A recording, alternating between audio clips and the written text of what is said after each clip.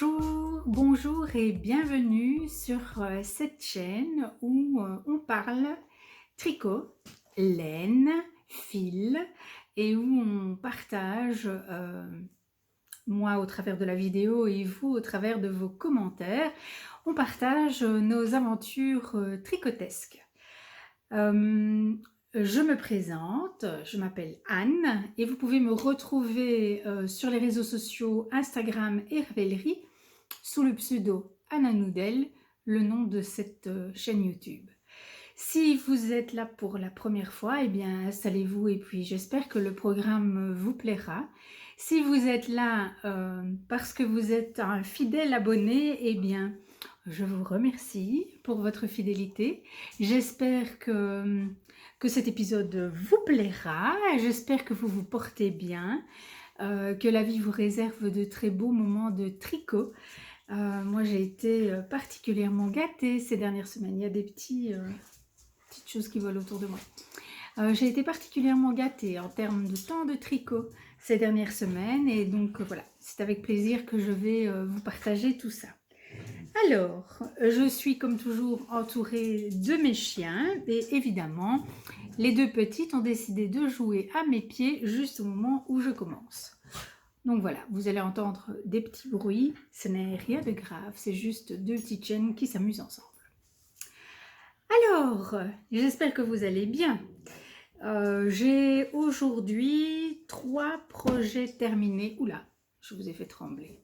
Toutes mes excuses. 3 objets terminés à vous montrer et puis un certain nombre de projets en cours. J'ai pris des petites notes pour essayer de ne rien oublier. Alors, plus que probablement, vous aurez vu en début de podcast quelques images que j'ai tournées dans un magasin de laine ici dans la région liégeoise, tout près de Verviers plus exactement, qui est un magasin très très connu en Belgique qui s'appelle Bodylane. Et je vous ai filmé, je n'ai pas résisté à la tentation de filmer quelques images parce que c'est un magasin de laine immense. En réalité, c'est une ancienne filature qui a été reconvertie en magasin de laine. J'ai eu énormément de chance quand j'y suis allée la semaine dernière avec mon époux. Il y avait très peu de monde et le patron du magasin nous a un petit peu raconté l'histoire de leur aventure de filature et puis de magasin de laine.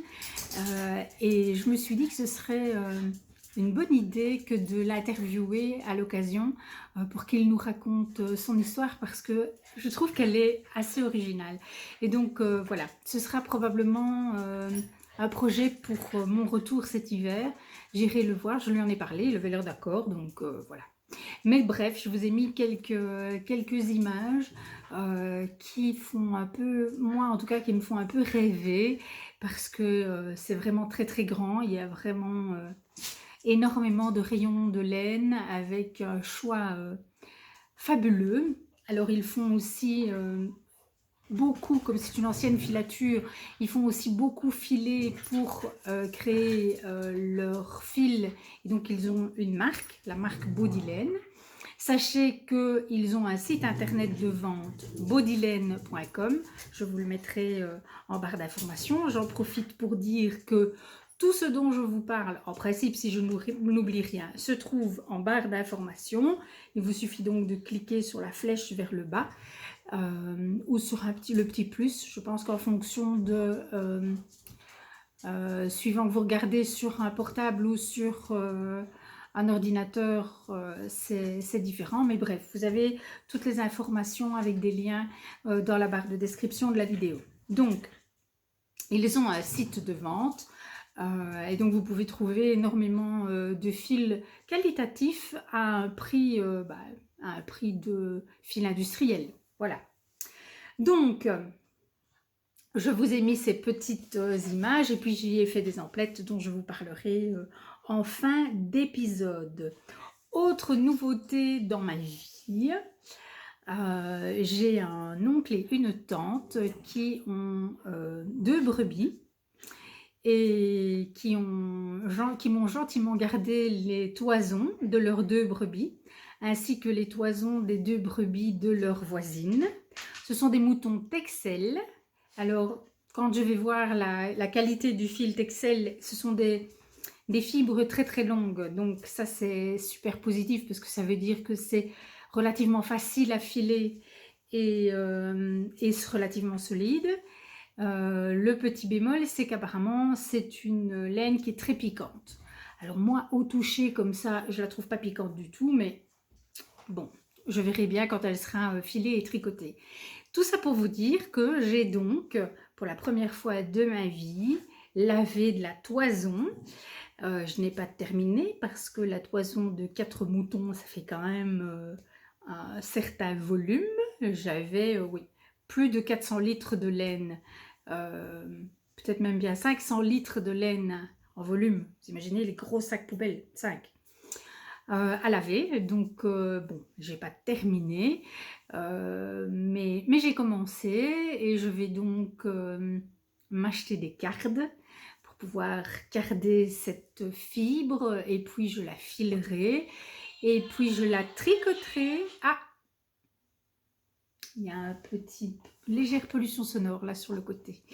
Puis donc je la filerai, je la tricoterai et je fais des photos et je filme à chaque étape avec, voilà, dans le but de vous proposer au bout du compte une vidéo de la toison au tricot terminé. Voilà, donc ça c'est un autre de mes projets qui est en cours.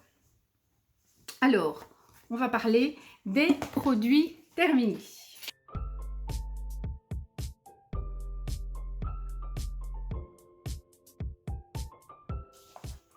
Alors, le premier objet terminé que j'ai à vous montrer aujourd'hui, c'est le gilet praline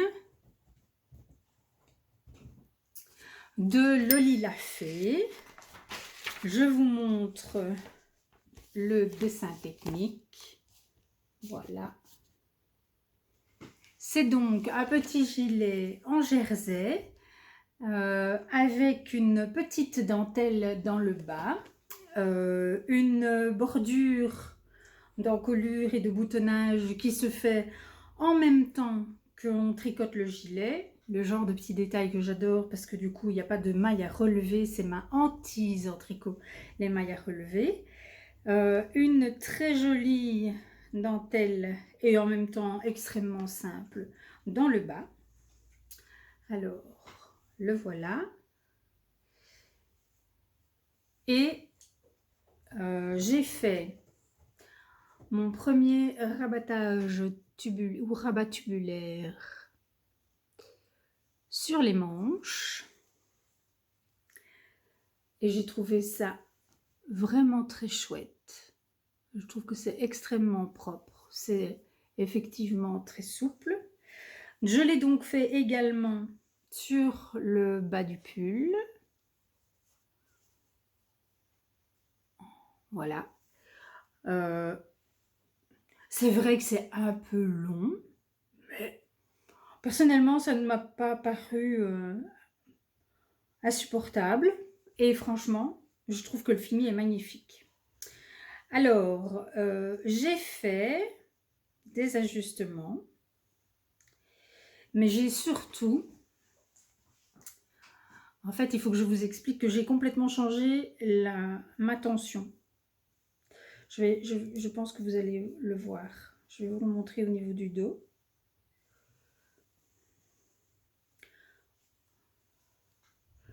Donc vous allez voir, je pense que ça se voit. Je pense que vous pouvez voir entre le haut, avant la séparation des manches, et le bas. Et il y a une grande différence de tension. Je tricote lâche depuis toujours. Et en regardant une énième vidéo sur le rabattage tubulaire qui m'a vraiment convaincue, celle-ci, parce que jusque-là, chaque fois que j'avais regardé une vidéo de ce type-là, je me suis dit, ah non, je le fais pas. Et puis j'ai regardé celle de Coco Knits et ça m'a semblé limpide et simplissime et donc je me suis dit: «Ah bah oui, je vais le faire». Alors elle dit que c'est une, méthode, simplifiée.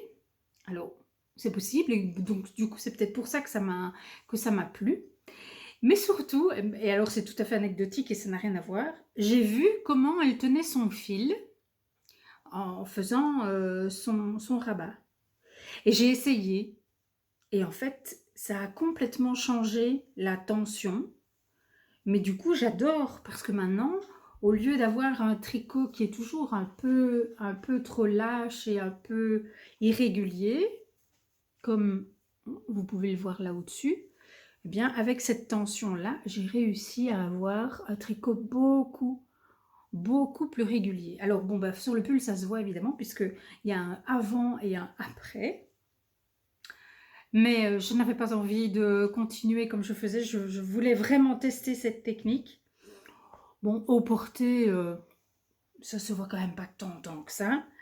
Et puis surtout, moi, je me suis bien rodée à la technique et donc maintenant, je ne tricote plus que comme ça. Je tire mon fil de cette façon-là et je suis ravie, mais ravie de mon tricot. Bon, alors ceci, c'est une petite parenthèse. Mais surtout, j'ai fait des ajustements poitrine sur ce gilet et malheureusement, je les ai faites avant de changer ma tension ou juste au début. Et surtout, j'ai mis des anneaux marqueurs parce que comme c'est un ajustement poitrine que j'ai fait de moi-même, puisqu'il n'est pas du tout prévu dans le patron. Mais néanmoins, moi, je ne fais plus de pull sans faire un minimum d'ajustement poitrine parce que sinon, c'est pas beau, ça ne me va pas du tout. Donc il fallait que je le fasse et comme je ne suivais pas les explications d'un patron mais que je le faisais de moi-même, je me mettais des anneaux marqueurs pour me repérer dans mes rangs raccourcis et je suppose que c'est la présence de l'anneau marqueur qui fait que je n'ai pas bien pu tendre mon fil et on voit un petit peu les rangs raccourcis, les mailles de retour. Voilà, c'est pas très grave et ça m'empêchera pas du tout de porter mon gilet. Je l'ai déjà beaucoup mis, je l'aime énormément. Je vais vous le montrer porter. Donc voilà, je suis très contente de mon ajustement poitrine qui est parfait. C'est juste ce qu'il fallait. Et donc, au lieu de choisir la taille, c'est pour celle que ça intéresse, au lieu de choisir la taille en fonction de mon tour de poitrine, j'ai choisi la taille en fonction de mon tour de dessus poitrine, donc mesurer juste au-dessus des seins. Et puis, j'ai fait 10 rangs raccourcis après la séparation des manches. Alors, bah, vous allez très bien les voir, hein, puisque on voit la marque. Attendez, il faut que je me mette comme ça et que je... Voilà. On voit la marque ici des rangs raccourcis. Là. Et ici, vous pouvez même voir, parce qu'il y a aussi, ici, j'ai fait un rang raccourci, j'allais jusqu'à avant la bande de boutonnage. Et le rang raccourci suivant, j'allais jusqu'au bout. Donc, y compris la bande de boutonnage. J'ai fait ça parce que je voulais avoir suffisamment d'ampleur au niveau des seins, mais en même temps, je ne voulais pas non plus rallonger trop la bande d'encolure pour éviter d'avoir une bande d'encolure qui baille trop. Et vous allez voir que ça tombe très bien. Donc, je le passe et je reviens. Le voilà. Voilà, et vous voyez, de cette façon-là, bah, le devant et le dos sont à la même hauteur. Alors, voilà la petite dentelle, juste au-dessus des côtes. Et les petits boutons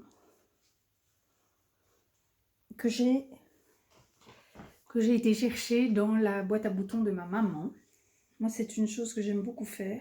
C'est récupérer, utiliser des vieux boutons qui m'ont été légués. J'en ai de ma maman et j'en ai de ma belle-maman. Et voilà, j'aime beaucoup les utiliser. J'en avais trouvé...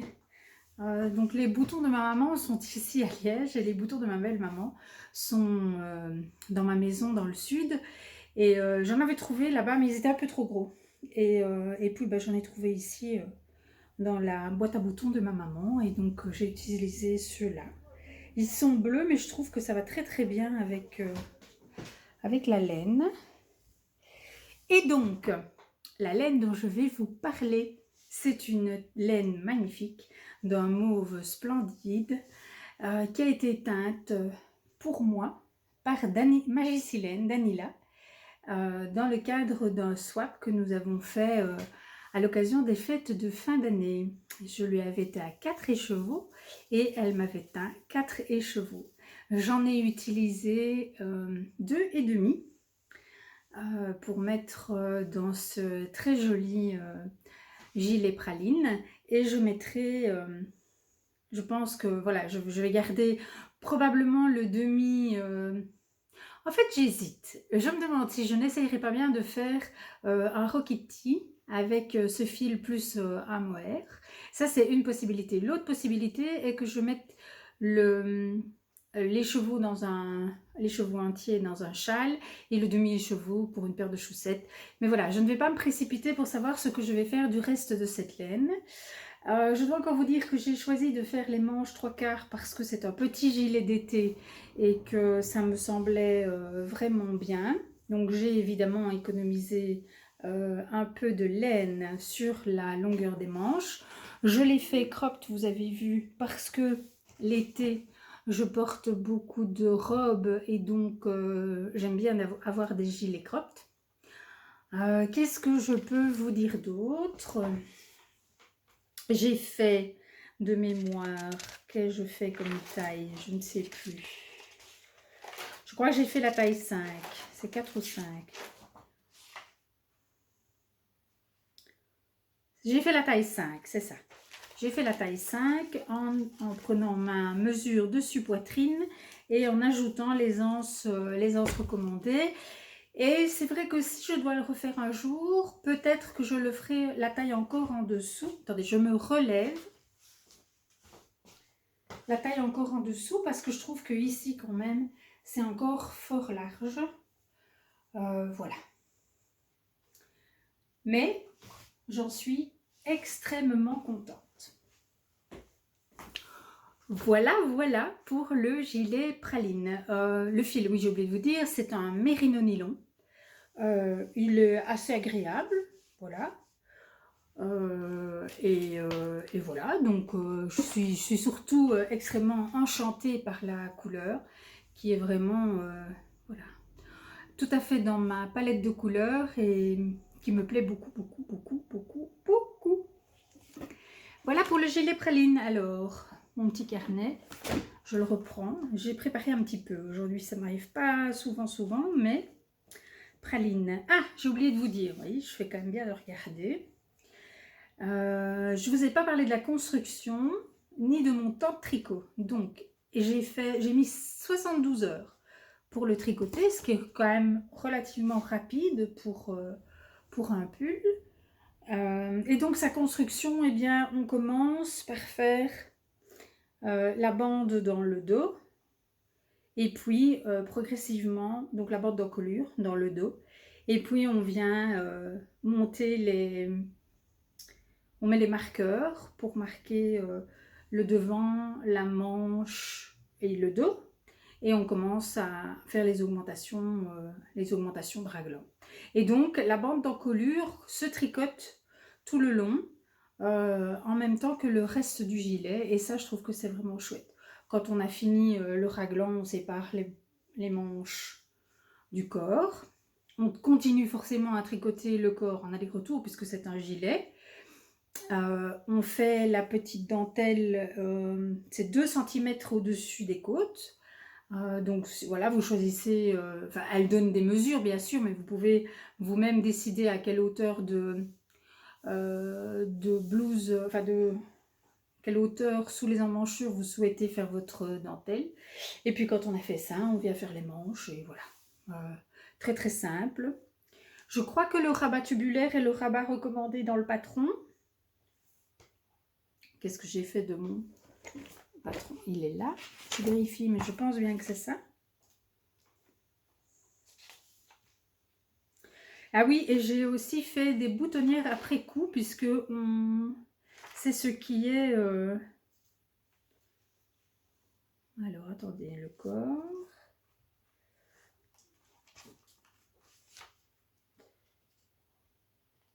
Non, elle ne recommande pas le rabattage tubulaire particulièrement, elle dit simplement de rabattre de manière élastique. Et puis, j'ai fait les boutonnières après coup, et alors ça, je vais vous montrer. Donc, je vais l'enlever, ou en tout cas déboutonner quelques boutons. J'ai fait les boutonnières après coup, et je les ai faites sur l'envers, en veillant bien à ce que ça ne se voit pas du tout sur l'endroit. Là, et sur l'endroit on ne voit vraiment pas.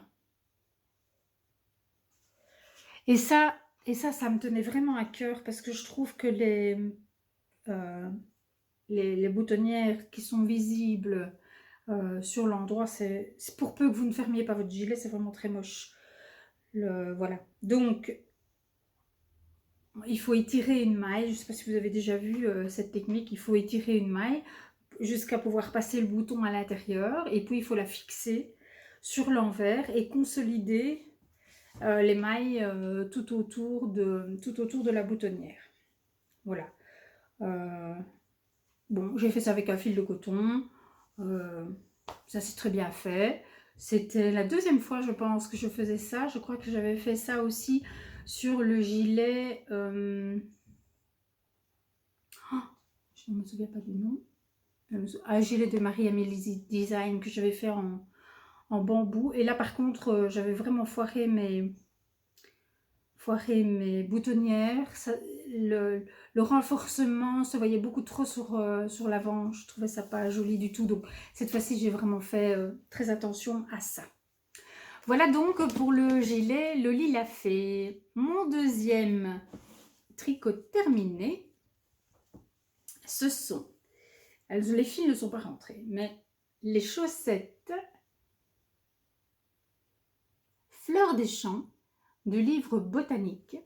C'est le patron du mois de juin de notre cale botanique 2022. Voilà. Donc ce sont des chaussettes qui sont tricotées en côte de 2. Voilà. Et puis vous avez une jolie petite torsade ici qui est semblable à la torsade des chaussettes Sostre de Lucienne Tricotte. Et puis ça se termine par une très jolie dentelle là au-dessus qui donne évidemment toute l'aisance nécessaire pour passer son coup de pied. Voilà. Alors je vous montre la deuxième. Voilà, voilà. Voilà, je vais vous montrer la photo de la paire de Marie-Christine Lévesque. Donc, il s'agit du recueil botanique. Pour ceux qui sont habitués à venir par ici, vous commencez à connaître ce recueil, puisque j'ai proposé un cal autour de ce livre qui contient 12 patrons de chaussettes. Designé par Marie-Christine Lévesque, qui est une designeuse québécoise. Et tous les mois, nous tricotons ensemble un patron de ce recueil. Nous avons un groupe sur Instagram où nous partageons nos questionnements, nos doutes, et puis aussi toutes nos réussites et nos jolies paires de chaussettes. Voilà la version de Marie-Christine Lévesque, dans un très joli rose tendre, voilà. Et moi je l'ai réalisé avec un fil qui m'a été offert par une participante québécoise au CAL qui m'a envoyé un colis avec des écheveaux, et elle m'avait demandé de choisir dans ce colis le ou les écheveaux qui me plaisaient, et puis d'offrir les autres écheveaux aux tricoteuses du CAL en fin d'année, ce que je ferai donc avec grand plaisir. Et donc, ces très jolies chaussettes, je les ai réalisées dans un fil de Knitting It Up, Merino Cachemire Nylon. Je peux vous dire que c'est d'une grande douceur. Alors, c'est un écheveau de 115 grammes. Il y avait 350 mètres pour 115 grammes. Ça fait du 328 mètres au 100 grammes. C'est donc plutôt une sport. Et il me reste 44 grammes sur les 115. Donc, ça me fait 70 grammes, si je compte bien à peu près, 70-71 grammes pour ma paire de chaussettes que j'ai tricotée en 23 heures. Alors, j'ai beaucoup aimé tricoter cette laine qui est très riche en speckles. Et c'est vrai que les speckles, ça rend le tricot vraiment fun, je trouve, parce que on a tellement de plaisir à voir les couleurs arriver, se succéder sur les aiguilles. Voilà, moi je trouve ça chouette comme tout. Alors j'avais envie, hein, parce que dans les 12 patrons du livre, c'est 12 fois le talon renforcé en côte classique. Et là, je crois que j'avais un peu envie de changer. Et donc, je me suis fait plaisir et j'ai fait un talon en œil de perdrix. Voilà. Je trouvais qu'en plus, ça allait pas mal avec la petite chaussette, avec la petite torsade. Voilà. Donc, ça, c'était ma petite interprétation personnelle. Et donc, voilà. Si je les ai tricotées toutes les deux en même temps, hein, maintenant j'ai pris l'habitude, toutes les deux sur mon câble. Si jamais ces patrons de chaussettes vous tentent bien, n'hésitez pas à me contacter. Il y a encore une personne qui est entrée dans le groupe ce mois-ci, donc voilà, il n'est jamais trop tard pour intégrer le groupe. Il y a beaucoup d'échanges au quotidien. C'est pas du tout obligatoire, mais c'est très sympathique quand même. Voilà, personnellement, je prends beaucoup de plaisir à vivre cette expérience de knit along avec toutes celles qui sont là au quotidien et qui partagent leurs aventures chaussettes. Voilà pour ce qui est des fleurs des champs. Et puis, le dernier ouvrage terminé que j'ai à vous présenter, vous ne l'avez pas vu sur mes aiguilles. Enfin, les fleurs des champs, vous ne les avez pas vues non plus parce que c'était au mois de mai, je crois, la dernière fois qu'on s'est vu. Et donc, comme on les commence le 1er du mois, forcément, voilà. Et à propos de CAL, donc, certaines d'entre nous, dont moi, mais ce n'est pas du tout une obligation et tout le monde ne le fait pas, nous constituons une boîte de bas. Donc, nous tricotons nos paires de chaussettes pendant l'année, au rythme que l'on veut et le nombre que l'on veut. On les met toutes dans une boîte et on se la dépose au pied du sapin. Donc ça, c'est le principe de la boîte de bas qui a d'ailleurs été, je pense, initié par Marie-Christine Lévesque. Donc, nous sommes quand même un certain nombre de tricoteuses à aimer tricoter des chaussettes dans ce CAL. Et pour l'année prochaine, j'ai décidé de proposer un nouveau CAL chaussette. Et ce sera un CAL chaussette jacquard. Voilà. Donc, si parmi vous, il y en a qui ne sont pas dans le groupe du CAL botanique parce qu'elles n'étaient pas intéressées, mais qui seraient intéressées à tricoter des chaussettes en jacquard en 2023, eh bien, n'hésitez pas à vous faire connaître ici sous la vidéo, mais de préférence sur Instagram. Vous m'envoyez un petit message privé sur Instagram pour me dire « Ouh, moi ça m'intéresse de faire le CAL chaussette jacquard », sachant que moi je suis pour la liberté et donc chacun pourra choisir son patron et chacun tricotera à son rythme. L'intérêt du CAL, ce sera l'échange des patrons, donc on pourra voir les patrons que les autres tricotent et avoir un retour sur le niveau de difficulté, le plaisir, machin bazar. Et donc ça pourra donner aussi un maximum d'idées à l'ensemble du groupe sur les patrons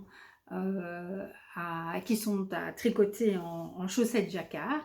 Donc voilà, si ça vous intéresse, n'hésitez pas à me le dire parce que comme ça, moi je constitue déjà une petite liste de personnes à inviter en fin d'année pour créer le groupe. Donc voilà pour ce qui est du Cal Chaussettes Jacquard 2023. Il n'est jamais trop tôt pour faire de beaux projets. D'ailleurs, vous verrez, j'en reparle encore un peu plus tard. Alors, mon dernier ouvrage terminé, c'est un top que je me suis tricoté parce que je ne trouvais pas de top, soit pas dans ma taille, soit pas comme je voulais. Et donc, je me suis dit, zut, je m'en fais je l'invente moi-même pour qu'il soit comme je veux. Et en fait, ce que j'attends moi d'un top, c'est d'abord qu'il ait des bretelles, parce que l'été j'ai chaud.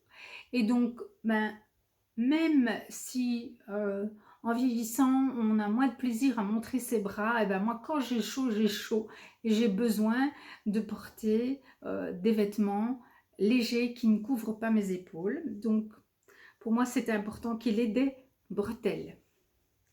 Ensuite, évidemment, je voulais qu'il habille mes soutiens-gorge. Pas ceux de la voisine, mais les miens. Donc, il fallait qu'il couvre bien ma lingerie personnelle. Et donc, je me suis fait un top. Évidemment, il fallait qu'il ait un ajustement en poitrine, puisqu'il fallait qu'il m'aille à moi, n'est-ce pas, et pas à la voisine. Donc voilà, je l'ai inventé de toutes pièces. J'ai utilisé un coton mercerisé qui vient aussi de chez Bodylane et qui est un coton que j'ai recyclé. Donc j'avais tricoté un top il y a bien 5 ou 6 ans que je ne portais pas parce que il ne m'allait pas, c'est pas ce que je voulais, machin bazar. Donc je l'ai entièrement détricoté lors d'une de mes grandes transhumances en voiture, puisque j'ai un peu de mal à tricoter en voiture, mais par contre je peux bien détricoter.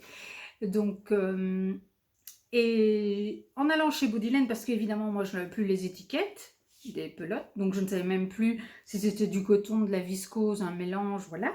J'ai montré le fil à Monsieur Bodylane, et Monsieur Bodylane m'a dit tout de suite: Madame, c'est du coton Mako 125, coton égyptien mercerisé. Donc lui, voilà, il a vu ça d'un coup d'un seul.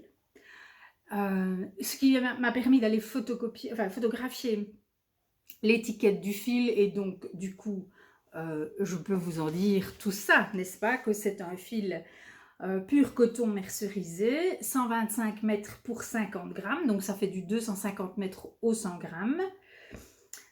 Et il m'a fallu 51 heures pour réaliser ce top. Je vais le passer pour vous le montrer. À tout de suite.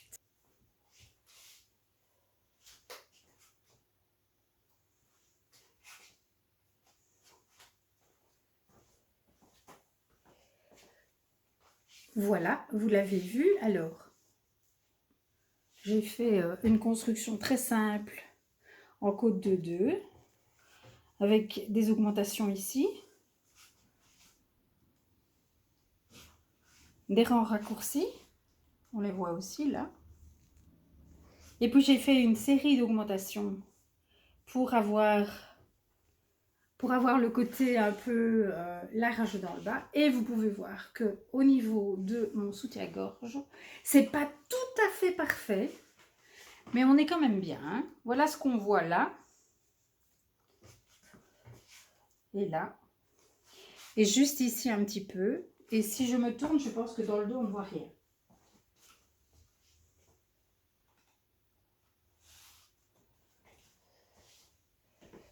Voilà. Autant vous dire que c'est parfaitement confortable. Je crois que je vais prendre beaucoup de bonheur et de plaisir à porter mon petit top. Voilà. J'ai pris des notes pour pouvoir éventuellement m'en refaire un. Et ça n'a pas été très compliqué, je vous ai dit, hein, 51 heures. Oui, 51 heures de tricot, calcul compris, puisque évidemment, il a fallu tout calculer. Et j'ai fait ça assez simplement, hein.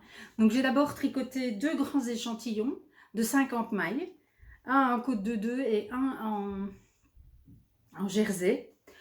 Et puis avec les mesures de ces 2 échantillons et mes propres mesures, j'ai fait des calculs. Donc j'ai d'abord mesuré tout le décolleté que je voulais avoir devant et dos. J'ai calculé le nombre de mailles que cela faisait en côte de 2. J'ai tricoté 2 cm. Donc j'ai monté le nombre de mailles, j'ai raccordé en rond et j'ai tricoté 2 cm de côte de 2. Après j'ai mesuré ici la largeur que je voulais devant et la largeur que je voulais dans le dos. J'ai calculé le nombre de mailles que cela faisait devant et dos. J'ai rabattu, donc j'ai tricoté les mailles du dos, j'ai rabattu les mailles ici, j'ai tricoté les mailles du devant, j'ai rabattu les mailles ici pour la bretelle et puis j'ai tricoté le dos sur la hauteur que je voulais en faisant des augmentations parce que j'avais mesuré combien je voulais dans le haut de mon dos et combien j'avais besoin au niveau de mes aisselles pour le dos. Quand j'ai eu tricoté tout ça, j'ai fait la même chose ici devant en faisant 2 lignes d'augmentation supplémentaires. Donc j'avais les lignes d'augmentation raglan ici et j'avais 2 lignes d'augmentation ici. Voilà, jusqu'à avoir ce qu'il me fallait. J'ai relié le dos et le devant. Ensuite de quoi j'ai fait les rangs raccourcis sur le devant. Puis quand j'ai eu fini les rangs raccourcis sur le devant, j'ai recommencé à tricoter en rond. Je l'ai tricoté en rond pendant, je pense que c'est 2 cm, 1 ou 2 cm après les rangs raccourcis. Puis j'ai fait mon rang d'augmentation et là j'ai tricoté 3 mailles, j'ai augmenté d'une maille, 3 mailles, une maille et ainsi de suite. Et puis j'ai déroulé tout le long jusqu'à la longueur que je voulais. Et pour le bas des côtes, je me remets là, ici pour le bas des côtes, j'ai fait la bordure, je vais me mettre loin, voilà. J'ai donc fait d'abord la bordure sur l'avant et puis j'ai fait la bordure sur l'arrière, ce qui fait cette petite fente entre l'avant et l'arrière. Voilà. Donc ça c'est mon petit top d'été. J'ai fait un rang sur l'envers, un rang de mailles serrées tout le long des emmanchures. Oui, ici, là, à l'extérieur, ici. Je pense que je vais faire la même chose ici sous le bras pour éviter que ça ne s'étire trop et que ça baille de plus en plus ici. Donc ça devrait en principe resserrer un petit peu le bas de mon emmanchure, ce qui à mon avis va remonter légèrement le top et couvrir parfaitement mon soutien-gorge. Mais voilà, je voulais quand même vous le montrer, même si, voilà, parce que je l'ai à peine, il sort à peine du blocage, donc je ne l'ai pas encore beaucoup porté. Je vais le porter, puis je referai les petits ajustements que je jugerai nécessaires pour qu'il soit vraiment tip-top. C'est comme ça que je l'ai appelé, mon top tip-top, parce que je voulais qu'il m'aille tip-top. Voilà. Je pense que là, nous avons terminé avec les ouvrages terminés. Je vérifie. Je vous ai tout dit, tout dit. Oui, j'ai tout dit sur les ouvrages terminés. On va maintenant passer aux ouvrages en cours.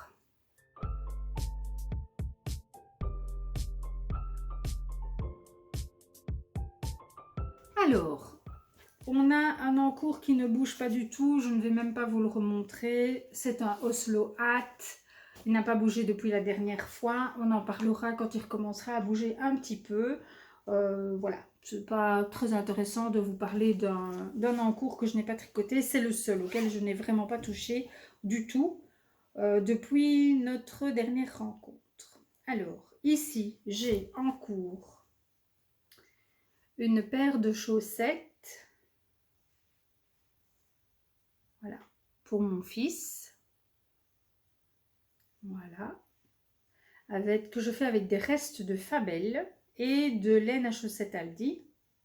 Donc j'ai commencé avec, on dirait qu'elle a traîné je ne sais pas où, pourtant elle entre et le sort de mon sac à projet.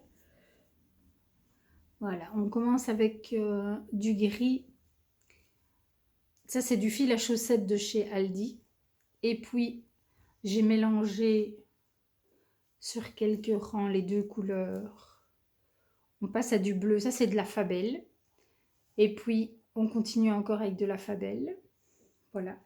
Et je lui fais une tige en côte de 2 parce qu'il a les chevilles et les jambes assez fines pour être sûr que ça tienne bien.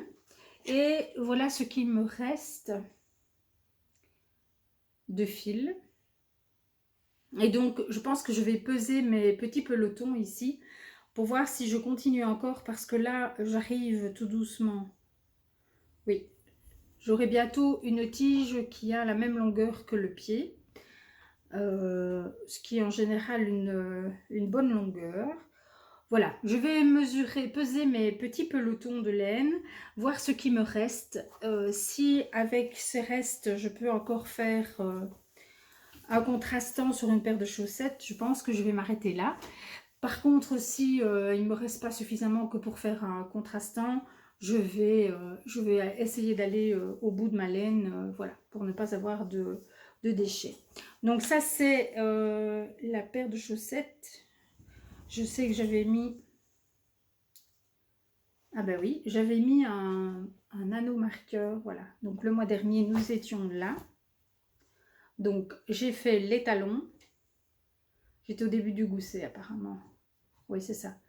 J'ai fini le gousset, j'ai fait le talon et j'ai commencé la tige. Je l'ai tricoté avec pas mal de régularité, je dois dire. Je suis assez fière de moi. Bon, il faut reconnaître que une fois le talon passé, bah, c'est du tricot zéro cerveau et je n'avais pas beaucoup de tricot zéro cerveau. Donc ça m'a fait bien plaisir de les tricoter. Maintenant, il va falloir que je me motive un petit peu plus pour les finir parce que j'ai encore 2 fils pour lesquels je dois faire des paires de chaussettes. Donc, je n'ai pas fini journée, je n'ai pas fini mon année. Alors, le plaid de Kaola, ça c'est aussi un encours qui bouge un peu mais pas trop. Alors, là aussi, normalement j'avais mis un anneau marqueur pour voir, oui voilà. Donc, j'étais là la fois dernière. Donc, voilà. J'avais commencé apparemment. C'est bizarre, j'ai l'impression de ne pas avoir... Non, non, non, non. À mon avis, j'ai oublié de monter le Progress Keeper la fois dernière. Je n'ai pas l'impression d'avoir tricoté tant que ça. Enfin bref, j'ai terminé cette section que j'avais peut-être terminée ou voilà. Et je suis dans les rangs de jersey après cette section. Et je vais de ce pas changer mon Progress Keeper pour être sûre de ne pas me tromper. Je n'ai pas fini les rangs de jersey, je ne pense pas. Et donc, mon objectif pour le mois à venir avec ce plaid, c'est finir ce jersey et faire la section fantaisie suivante. Voilà, parce que si je ne fais pas ça, ça n'avancera jamais et c'est pas cool. Voilà, je veux qu'elle soit finie en 2022. Donc, fin d'année, il faut qu'elle soit terminée. Donc, il faut que je cravache un petit peu. Donc, ça, c'est le plaid Kaola. J'ai aussi mon châle brise d'été qui n'a pas beaucoup avancé. Voilà. Et je vais vous avouer que pourtant c'est une belle dentelle. Hein. Vraiment, je ne sais pas si on la voit bien. Elle est vraiment très très belle. Mais je vais la mettre en stand-by. Donc, ce châle ne va plus bouger parce que Donc je le fais dans ce fil.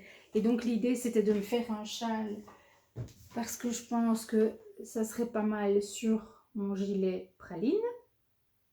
Voilà. Mais c'est pas du tout un châle zéro cerveau. Pas du tout. Or, mes projets à venir vont me demander beaucoup de concentration.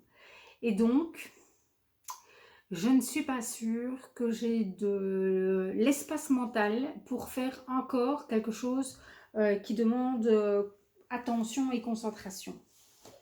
Et donc, j'avais acheté un deuxième cake comme ça. Voilà. Et hier, j'ai commencé un châle. C'est le crochet qui tombe par terre, c'est pas grave. Un châle granny. Tout simple. Et comme c'est une laine qui varie, dont le fil évolue en couleur, je me dis qu'un châle tout simple, c'est aussi pas mal. Et alors, vous voyez, il y a des taches plus foncées dans le gris. Ça me plaît bien. J'aime beaucoup le rendu de... Voilà. Je suis en train d'essayer avec donc le châle granny. C'est vraiment simplissime. Alors, pour tout vous dire, j'ai trouvé les indications dans un tuto pour un top. Voilà. Donc, en fait, c'est un top qui commence par 4 triangles qui sont le début d'un châle granny. Et en fait, donc j'étais partie pour voir si je pouvais me faire un top avec un seul cake, mais ça me paraît fort peu probable. Et donc j'ai commencé à faire ce triangle granny et ça c'est parfaitement zéro cerveau. Et donc ça me convient vraiment bien maintenant comme projet repos mental. Donc je vais aller au bout de ce cake et je vais voir le châle que ça me donne. Si ça me convient, probablement que je vais détricoter ce que j'ai fait du châle brise d'été pour faire la même chose. Parce que je n'ai pas, j'ai pas l'espace mental pour le moment pour faire ce châle. Parce que voilà, j'ai mon projet de châle Terol d'Ego que je vais commencer fin du mois. Donc pour ceux qui n'étaient pas là le mois dernier, le châle Terol d'Ego, je vais vous le montrer.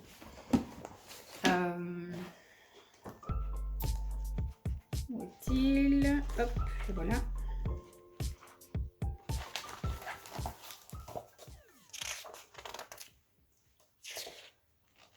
C'est un châle à 3 écheveaux. Voilà, qui promet de ne pas être que simple. Bon, je vais y arriver, ça veut dire. Donc, voilà la photo. 3 écheveaux. Et je vais le faire. Voilà, ici le dessin technique. Voilà. Je vais le faire en cale avec mon amie Sandra. Puisque nous avons toutes les deux notre anniversaire fin juin et que nous avions toutes les deux envie de tricoter ce châle. Donc, elle m'a offert 3 écheveaux de Life in the Long Grass. Voilà, c'est une marque de fil dont j'avais vraiment, que j'avais vraiment très envie d'expérimenter. Et moi, en échange, je lui ai teint 3 écheveaux. Si ça vous intéresse, vous pouvez aller voir le podcast précédent où il y a une petite vidéo qui vous montre ces écheveaux que j'ai teints pour elle. Donc ça va être un grand projet qui va quand même solliciter une bonne part de mon cerveau. Et l'autre projet qui va me solliciter pas mal et qui va monter sur mes aiguilles vraiment tout bientôt, je vais le trouver aussi. Enfin, je crois. Où est-ce que je l'ai mis?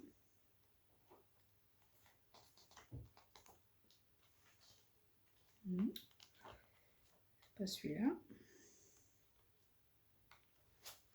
C'est pas celui-là non plus. Ah. Bon, C'est le Hide and Peak. Je vous remets une photo.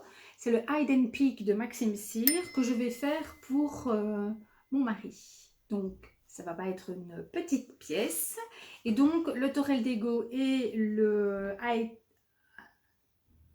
and Peak, ça va vraiment m'occuper, mes 2 grands projets pour cet été.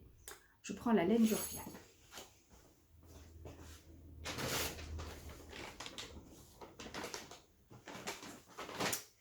Donc, je vais tricoter. Je sors d'autres petites choses que je dois vous montrer juste après. Je vais tricoter à mon mari le pull. Voilà, ça ce sera la couleur de base. Alors, elle est beaucoup plus bleue, beaucoup moins verte. Là, à l'écran, vous la voyez assez fort pétrole. Elle est plus bleue que ça. Elle fait plus bleu jeans en fait. Bon, donc ça va être assez difficile pour vous de juger la couleur. Peut-être je devrais changer. Alors attention.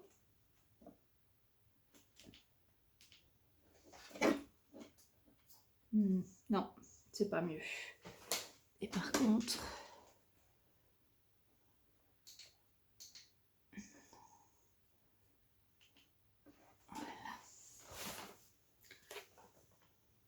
voilà, ça c'est la couleur de base.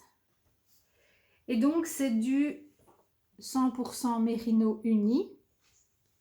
C'est donc un fil Bodylène. 125 mètres au 50 grammes.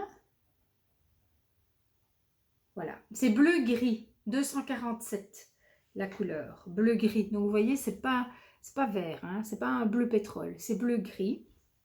Et on va marier avec, puisqu'il faut 3 contrastants dans le Hide and Peak. Il a choisi un bleu plus clair, un jaune, hop, et un rose. Voilà, sachant que le bleu ciel sera le contrastant principal. Voilà, donc ça c'est le gros projet de mon été. Et donc ben, c'est un yoke en jacquard. Puis après c'est du jersey.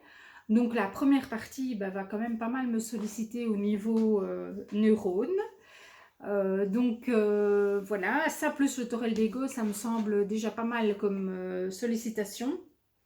Donc j'ai besoin à côté de ça de choses qui vont couler toutes seules. Voilà donc pour mes 2 grands projets pour l'été. Mais comme j'étais chez Bodylène, j'ai quand même craqué pour un fil d'été que je trouve splendide.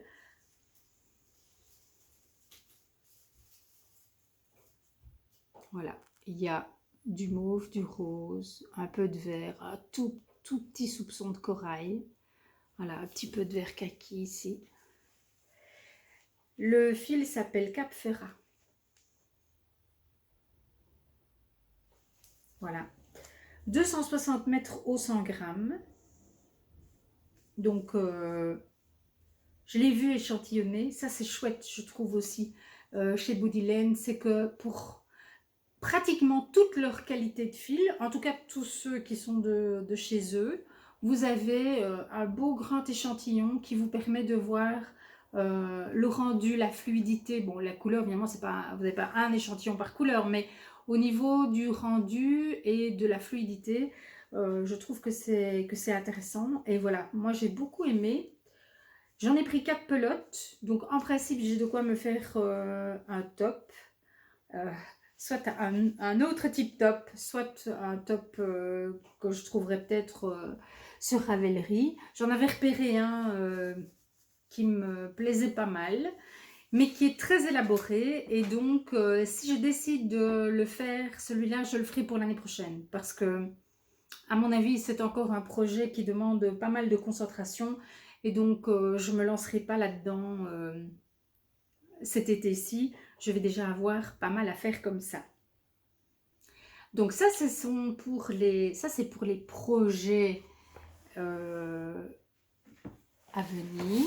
Et je dois encore vous parler de deux petites choses, je pense. Attendez, je reprends mes notes pour vérifier. Ça c'est fait, ça c'est fait. Oui, je vous ai tout dit, sauf deux petites choses encore. J'ai eu un coup de foudre pour un patron qui vient de sortir. Je vous en parle parce que ça ne m'arrive jamais. C'est-à-dire que je suis quelqu'un qui a besoin de voir et de revoir encore un patron pour être vraiment séduite. Et donc, ça ne m'arrive jamais de flasher au premier coup d'œil sur un pull. Sauf là. Là, j'ai vraiment eu le coup de foudre. Donc c'est décidé, je le ferai cet automne. Je ne sais pas si vous l'avez vu passer, c'est un pull de Midori Hirose, donc la designeuse qui a créé le ranunculus que je porte, que je tricote très souvent. Voilà le pull. Alors c'est pas celui-là qui m'a fait flasher, c'est un autre que j'ai vu sur Instagram. Et donc voilà, c'est un pull. Ici vous avez le dessin technique avec tout un yoke en jacquard. Et il s'appelle Paul Klee parce que je ne sais pas si vous connaissez le peintre Paul Klee, mais c'est un peintre qui a fait beaucoup oui, tout un travail de recherche sur la couleur, et il a fait beaucoup de tableaux avec des carrés de couleurs comme ça. Et donc, voilà, il y a vraiment une possibilité de créer une harmonie de couleurs. Enfin voilà, moi j'ai été vraiment super émerveillée. Et alors ce que je trouve génial, c'est que dans le patron, vous avez une grille, vous avez des grilles qui sont colorées taille par taille, et puis vous avez des grilles toutes blanches qui vous permettent de colorier vous-même votre camailleux de couleurs. Et donc en fonction du nombre oh, non pas en fonction de votre taille, le nombre de couleurs va varier. Donc plus votre taille est grande et plus vous pouvez en mettre. Et donc je vais essayer de vous trouver l'info pour vous dire. Voilà, donc ça commence avec, non ça c'est les tailles, voilà, dans les petites tailles ça commence avec 14 couleurs et ça va jusqu'à 24, donc 14, 16, 18, 22 et 24 couleurs en fonction de votre taille. Et voilà, j'ai eu le coup de foudre, donc je ne pouvais que vous en parler. Je vous invite à aller chercher le hashtag Paul Klee Sweater sur Instagram, vous allez voir des merveilles. Après, vous me direz hein, si ça vous plaît aussi ou pas. Enfin bon, voilà. Dites-moi ce que vous en pensez. Ça, c'est pour un projet donc, qui sera futur, mais que je ferai, je suis quasiment sûre. Alors, je dois encore vous parler d'une dernière chose qui me tient super à cœur. J'ai été séduite par une idée d'une podcasteuse tricot. Mais je dois vous raconter d'abord l'histoire pour rendre à chacune ses lauriers. Mon amie Valérie, avec laquelle je partage la passion du tricot, bien que nous ayons des goûts extrêmement différents, ce qui fait que on n'a pas tellement souvent l'occasion de tricoter ensemble, de faire un cal toutes les deux, parce que voilà, on n'est pas attirés par la même chose. Elle a regardé avant moi le podcast, pas le dernier mais le précédent, de Petit Pimousse. Et elle m'a dit, elle a une idée géniale, il faut absolument que tu regardes son podcast. Son idée est tellement géniale que c'est décidé, je vais le faire. Donc je suis allée voir le podcast de Petit Pimousse. Et j'ai moi aussi été complètement séduite par son idée. Donc, Petit Pimousse était dépitée parce qu'elle n'a pu avoir ni le calendrier de l'Avent de Tricot & Stitch, ni celui de si elle tricote, je sais pas. Enfin bref, elle en briguait deux et elle est arrivée trop tard pour les deux et donc elle était totalement dégoûtée. Et lui est venue l'idée de remettre en écheveau ses restes de laine et de se fabriquer elle-même un calendrier de l'Avent. Et elle s'est dit, je suis certaine que si je remets mes restes de laine, mes fins d'écheveau, si je les remets en écheveau, je suis persuadée que j'aurai beaucoup de plaisir à les redécouvrir. Et donc, je vais faire ça, je vais emballer mes écheveaux, je vais mettre dans des emballages et puis j'irai piocher tous les jours un écheveau.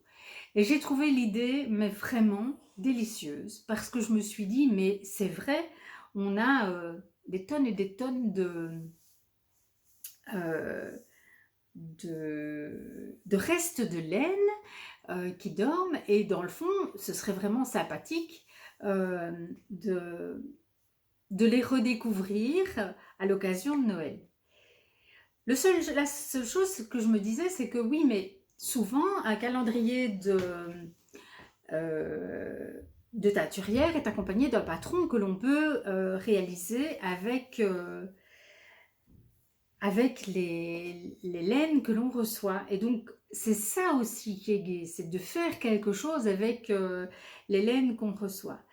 Et donc, j'ai repensé à l'écharpe Pythagore de Marie-Christine Lévesque.